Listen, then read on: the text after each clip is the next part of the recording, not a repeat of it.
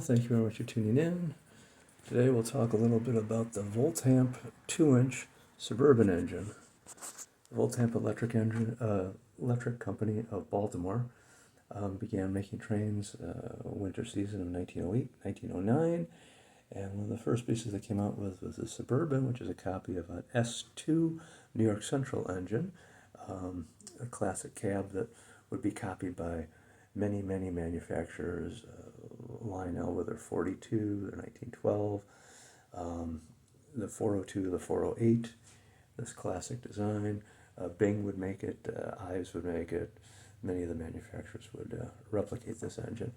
It's considered like their medium-sized engine. It's pulling their medium-sized cars here, their passenger cars. Voltamp early on developed a three-tier, three price points. So you have their little four-wheel cars here, and then you have their medium-sized cars here, and then you have their larger series cars here. The larger series cars were continued through Boucher and were manufactured up until at least sold until about 1930. The little S cab here, the Suburban, is dated at the bottom, 1913.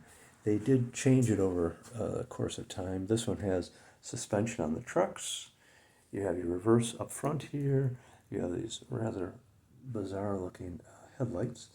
Around 1915, 1916, they did do some changes, made the cab slightly larger. This has a wood floor. They went to a metal floor, and then they revised it again in 1922 when they made the cab a little larger altogether, and they lost the monitor roof. But by that time in 22, this was really an antique, and it found little market for a 2-inch. We're running on the ribbon rail, which would have been original to Voltamp for the first couple years. Then they went to their tubular track.